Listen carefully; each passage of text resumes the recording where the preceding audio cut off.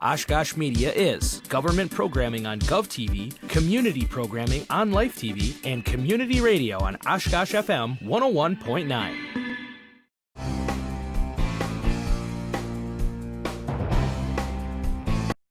And welcome to the City Manager's Report Top 10 of 2020.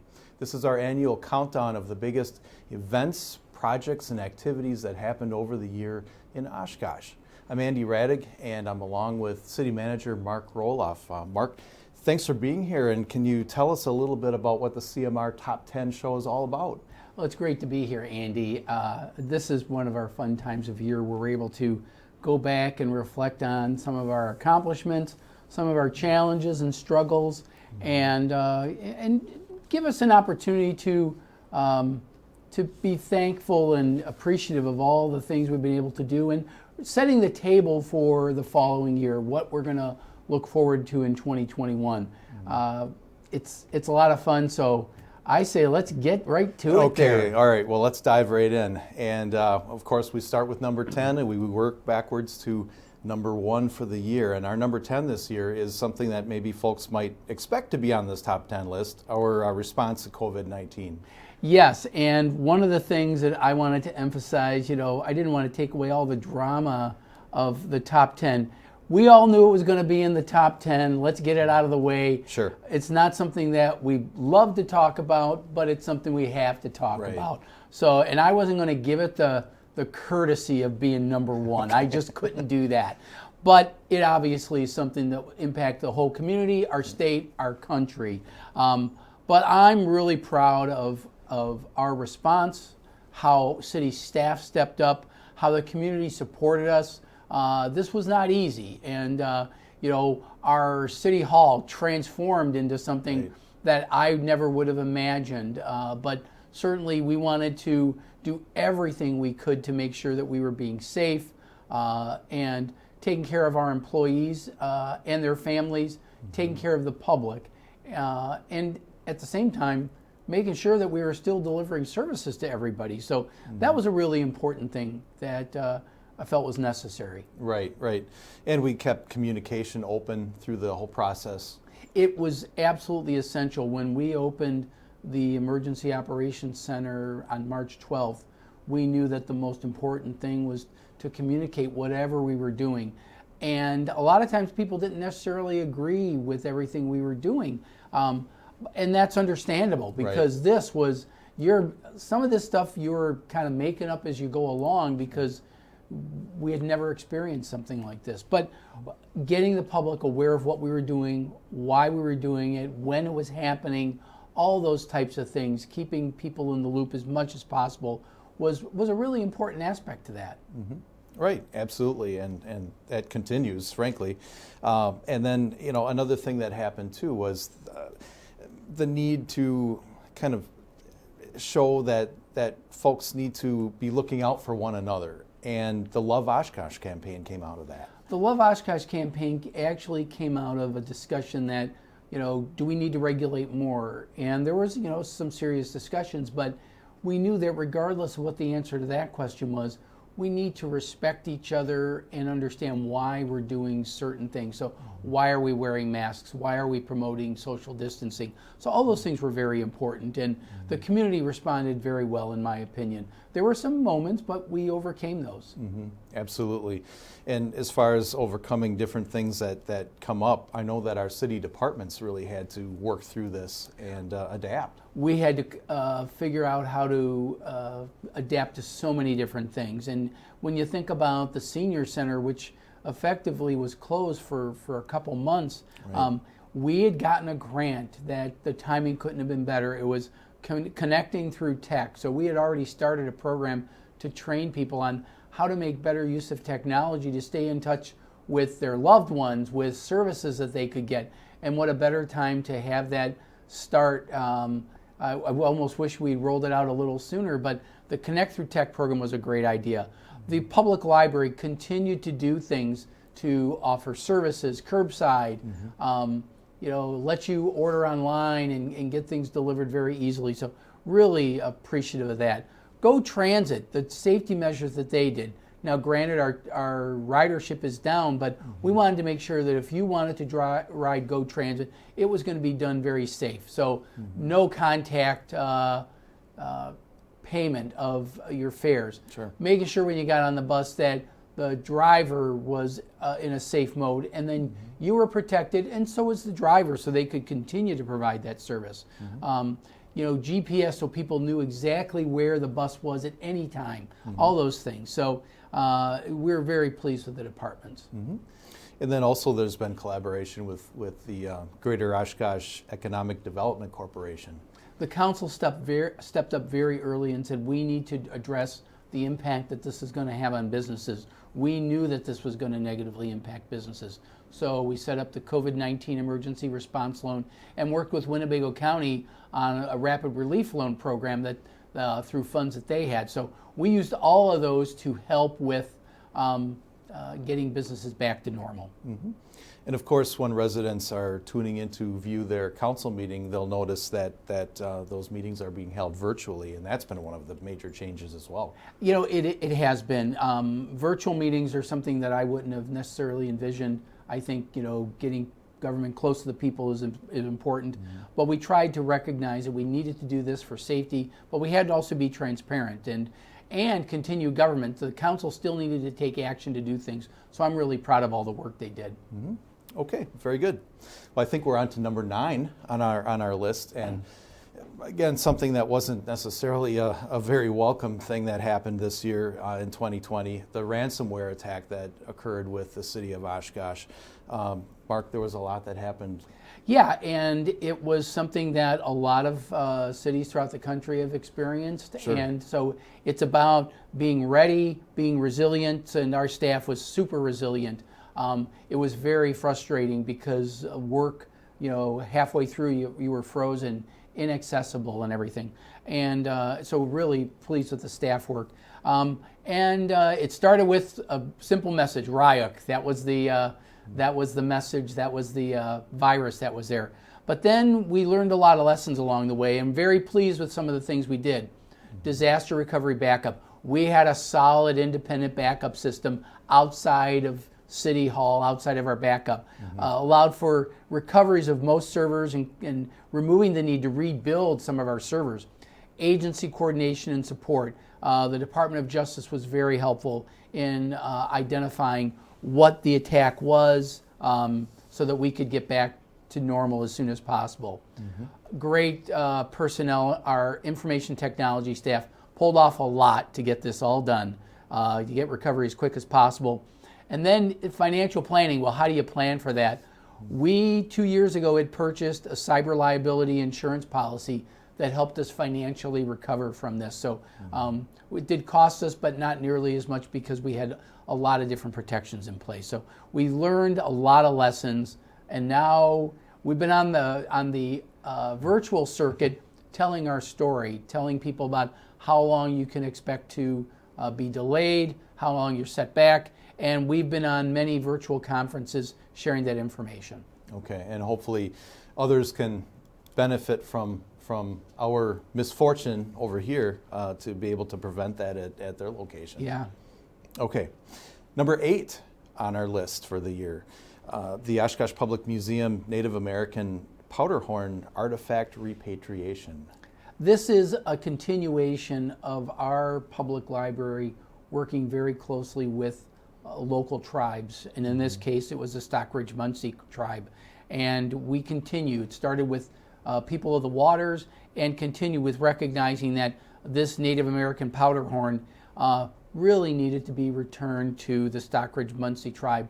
They were so appreciative, and we've developed such a great relationship with our area native tribes that they tell us so much about their history, which is, their history is our history, and being able to share that gives me a lot of great pride in our community and how we're able to serve the public, make it historically significant, and tell stories that people have never heard before. Sure. So this is just a great show of goodwill between the public library and the Stockridge Munsee tribe. So we're really pleased with doing this, and I can see us doing more of this in the future. And I know that there's a lot of history behind the artifact, and there may be other items that are in the museum as well that in the future may be repatriated as they're identified. So, okay, and then we come to number 7 on our list, which is the Sawdust District Plan was approved. This was several years in the making. We had a lot of businesses, residents, potential investors, and we started by identifying what the full Sawdust District was, broken into some sub areas, and then said, okay, now that we've identified all these sub areas, what things do we want to accomplish in each of the individual areas? Obviously, the arena is one big area, and we certainly are happy with the arena, even though right now it's not open with COVID, but we're looking to the future, and there's so many other sub areas there, Pioneer Island, and then north of 9th Avenue. So that was a big part of the implementation phase, and that was our first phase of implementation, was finally acquiring all the property that we could acquire north of 9th Avenue. And what that means is now we're going to be able to put out a request for proposal to see what the development community can come up with to develop this area in keeping with the vision that we have for it. Probably some type of mixed use type of thing, but listening to them and hearing what they think we can do to make the Sawdust District better. And as a piece of this puzzle, the eventual reconstruction of East 9th Avenue. East 9th Avenue is very important because that will ultimately be the new connection to Pioneer Island. And so everything north of it will be developed, and then it'll be very easy to access Pioneer Island. Okay, very good. Exciting project. We'll keep our eye on that one. So number 6 is that this was a major year for elections in, the whole country, but in Oshkosh as well. Gosh, Mark, 89% voter turnout. That is quite a statistic to see. Very, very good to see. It certainly is a big accomplishment, and we had no less than 4 elections throughout the year. So that is, kudos to the public, as you said, because 89%, I think that's the highest turnout that we've ever had for a municipal election. So we're really pleased with that. The clerk's office, the election workers, everything that they did with all the different circumstances they were in, with COVID and with the high interest, getting people to do early voting. Right. And the challenges that we faced to get early voting done and still be ready for whatever groups of people might be showing up on election day. We had to do so much in protocols with sanitizing the different areas and getting the word out on early voting, making sure people understood that. And that was probably more important than ever during the spring general election, which was local council elections, where there were a lot of challenges, and people wanted to know that they could safely go. So there was so much uncertainty, but people were very diligent about being part of the process, and we had to demonstrate to them safe access, that they were going to be able to vote safely, that we were looking out for their health and safety, and their right to vote on top of that. Sure, and I know that the clerk's office was very active, especially this year with working out communication to inform the public about how to vote early and what was involved with that, and reassuring the public that those measures are being taken for things being sanitized and such. So, and the council also did took an effort to mail something out to every elector that said you can vote early, you can do absentee or some type of early voting, and that was something that they took the initiative on for the August primary. The state followed through and did that for the general election in November, which was also appreciated. So everybody recognized that there was a role to play in that, and because of people's uncertainty over COVID and all that, there was a little bit of fear in that. Right. But at the end, 89% of the public said, you know what, we think the city's done a good job to make it safe, and they've allowed us to be able to vote. and we're very proud of that 89% turnout. That is really, really good. Kudos to all involved with elections this year, including all those that came out to vote. Mark, number 5 on our list, road construction projects. There were some pretty major projects this year. We always seem to squeeze in our road projects into our top 10, and I know in some years it was like number 1 because road projects were so important. But now it's like we still have a lot of work to do with roads, but we still want to celebrate those accomplishments. Oregon Street, this was actually phase 3 of a 5-year project. So this was south of 20th Avenue down to 28th. We're real pleased with keeping businesses open and accessible and doing everything we could to help accommodate them given all the different challenges they had. Snell Road was another one that we were really happy with. Snell Road was one that had been identified for years, and also getting pedestrian access up to County Park. Okay. And that one was and sidewalks too. And sidewalks, pedestrian, bike, pedestrian, all that access, and there were some challenges that people aren't going to use it, but it's amazing how when people become aware of the access that they're being allowed, that they start to use it. And I think with people wanting to be out more, I think that they're going to be so well received. And so those 2 projects were huge, and we're going to continue those projects in future years as well. And then there were also some pedestrian crossing lights that were added recently as well. Well, yeah. Well, it started with one of the other projects we had was the Oshkosh Avenue Bridge, and we wanted to make that a smooth transition for everybody. So that was done, and then a lot of people may have noticed that we had, in addition to getting the smooth landing over there, which was great for the cars, we also recognized we needed to have a safe crossing there. So a couple years ago we put in RRFBs, rapid reflecting reflecting boards. It was so popular over there on Congress Avenue that now we've put 2 more in there. One on Snell near County Park in the Snell Road area. Okay. And then working with Winnebago County, very cooperative, they provided funding to put one on Washburn and 9th. And we really do appreciate that. And so that really sets the stage for maybe some of these other ones, because roundabouts are really tough to negotiate, and that Washburn and 9th roundabout is a pretty tough one. So we really appreciate the county's cooperation on that. Well, and then there are projects that, of course, will be continuing with this. And so looking toward 2021, folks can utilize the city's website to be able to take a look and see what's coming up. Yeah, you can take a look at our 5-year capital improvement program by going to our city website, looking at the different projects that are there, what's proposed.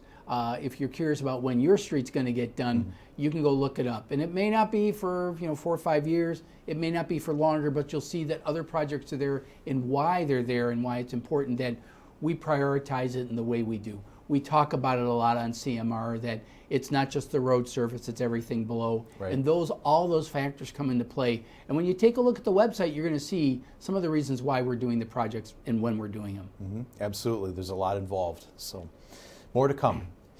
Okay, Mark, number 4, social justice. This has been one of the major national topics this year. And it did come, it did hit us at home and had us look in the mirror and talk about what we want to be as a community and how we want to address an issue that is throughout the country and how we're going to address it at home. And there are a lot of different opinions out there, sure, and I understand those and I respect them. But regardless of your opinion, one of the things we have to do at the city is to preserve the public's right to peacefully protest. And I'm very proud of our police department and the work they did, and respecting everybody's right.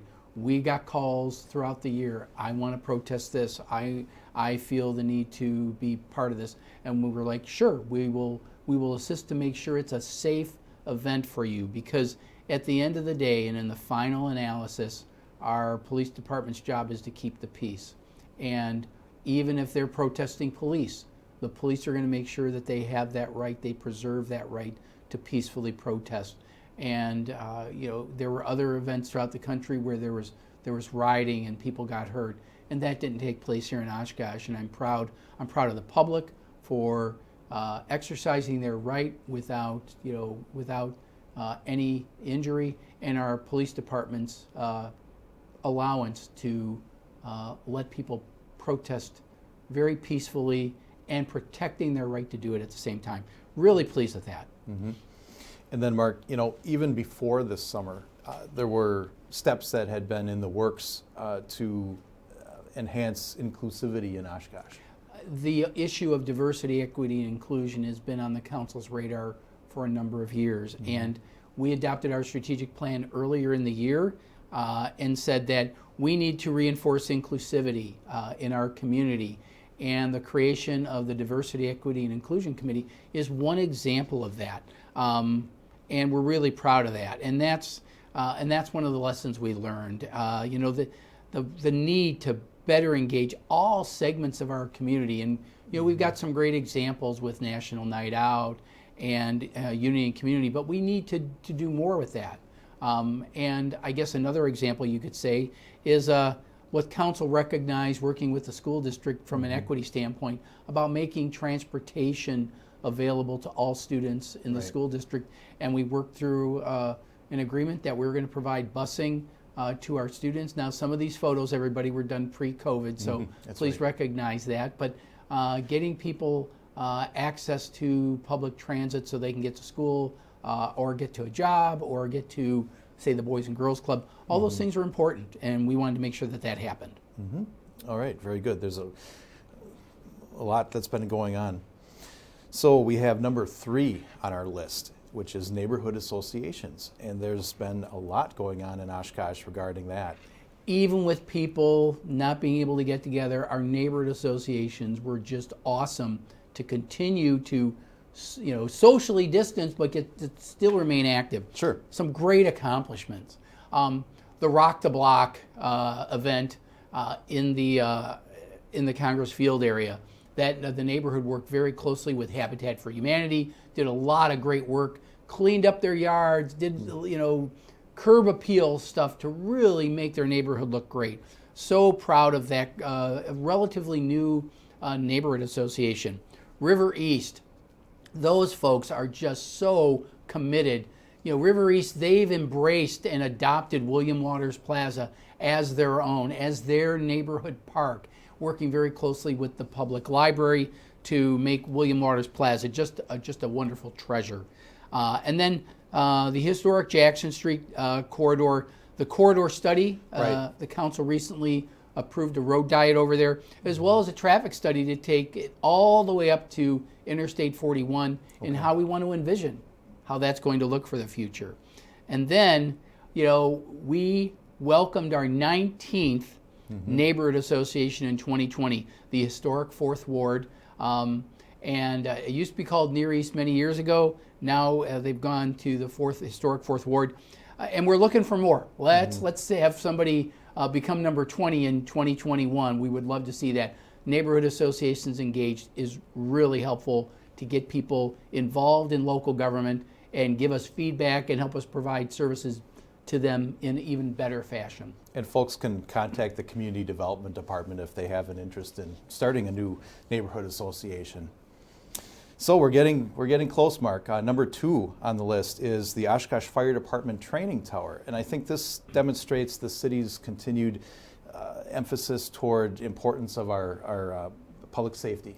Public safety and training and doing it safely and then doing it efficiently, because the idea behind the training tower is really the first step towards developing a training center at this site on Sawyer Street, which is former National Guard Armory, which is really a training center. So you see this great time-lapse video of how it got all constructed. Well, honestly, it got constructed in like a day and a half. It was fast. It was really fast. And so we're very proud of this, but eventually this will just be one part of a training center that we will be able to use for our folks to be able to train while they're on duty, because a lot of the training tower, you have to go out of town for that. Now they won't have to go out of town to get that type of training. They can do it while they're on duty rather than having to do it on their off hours, which costs us overtime, which takes people away from their families and things like that. So we're very pleased with this process and looking forward to eventual construction or reconstruction, repurposing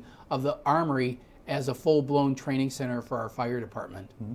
Well, it's an impressive facility. It certainly is. It really was made for this, and the demo is just regular training that they do during the natural course of their day, but now they won't have to travel up to Neenah or Appleton to get it done, and they'll be able to do it on duty. And if there's a call, they can drop what they're doing there and get right onto the call and help serve the public. It's more efficient for everybody. Yeah, absolutely. So, okay. Well, I think we're at that point. We don't really have a drum roll, but we're at number one, and our number one item on our top 10 of 2020 this year are park improvements. We've made some wonderful advances in our park system, and there's some great examples. The first one we want to talk about, going back to Congress Avenue Neighborhood Association, they said one of the things they really want to see after they cleaned up with Rock the Block is redoing the tot lot over there on Congress Avenue. So this was done with the Great Neighborhoods money. Wonderful addition. The families out there, especially now with people wanting to social distance, they could do it over at the park. Sure. And enjoy themselves. Even if you don't live in the neighborhood, check it out. It's really cool. The other one, we were partially funded with a state grant, but the boat launch pay stations have been automated. So you can go cashless, virtually touchless to get this all done. They're solar powered. That's really cool as well. And again, we got it funded partially with a state grant for the first ones. Now we're getting them in at all the big boat launches in the city.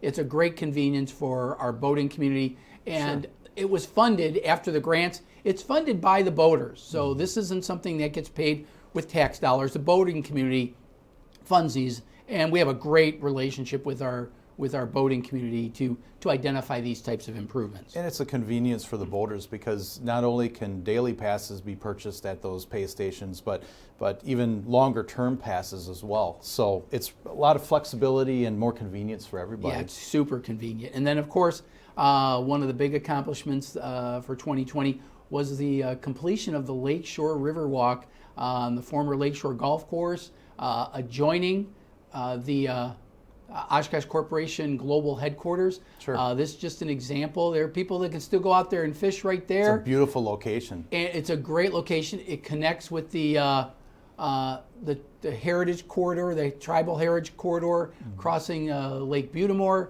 It's adjacent to Lakeshore Park now. It connects to Rainbow Park. It's just a wonderful addition, partially funded with some grants, also some donations from Oshkosh Corporation, as well as some of the proceeds from the sale of Lakeshore Golf Course, that great bridge that connects you to the Tribal Heritage Trail, which is really neat. So we're really pleased with that. And then, of course, that's all part of Lakeshore Park, the plan to redo Lakeshore Park. It was approved by the Parks Board, recommended by the Parks Board, approved by the Council, and then the first phase that you're going to see in 2021 that we're working on is a four-season shelter that we don't have really anywhere. Four-season building with a little plaza. Really some great features that you're going to get right there on the shore of Lake Butamore and the Fox River. We're really pleased and proud of this. It sure is a wonderful location, and that should be a great facility. So a lot of cool things for 2020. Absolutely. Yeah, it's gone fast. Well, thanks, Mark, for this overview of everything that's been going on this year and for taking a look back. Hectic year, but a lot of accomplishments. Okay, absolutely.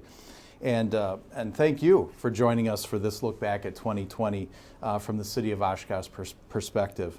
And join us again in 2021 for new editions of the City Manager's Report coming up, and you can always stay tuned for those. Remember, you can always visit our YouTube channel for government meeting archives and the full library of Oshkosh media programming. And we encourage you to continue to follow our social media and stay up to date. So thanks for joining us today. And on behalf of Mark Rohloff, stay safe and stay well.